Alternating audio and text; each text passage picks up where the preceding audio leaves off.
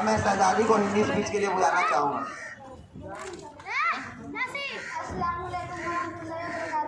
मैं शहजादी परवीन मुतालिब सैयदना उस्मान गनी को मैं बात करना। मैं जनाब सदर के हैदर साहब को तहे दिल से शुक्रिया अदा करती हूँ जिन्होंने अपना कीमती वक्त निकाल कर हमारे माँ बहन तशरीफ लाए, और मैं तमाम हजरात को भी शुक्रिया अदा करती हूँ। हम सब जानते हैं आज 26 जनवरी का दिन है।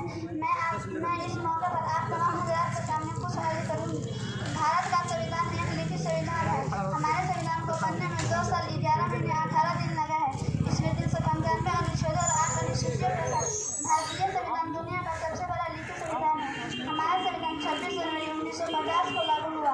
भारतीय संविधान को डॉक्टर भीमराव अम्बेडकर ने लिखे हैं। इस संविधान को लागू करने के लिए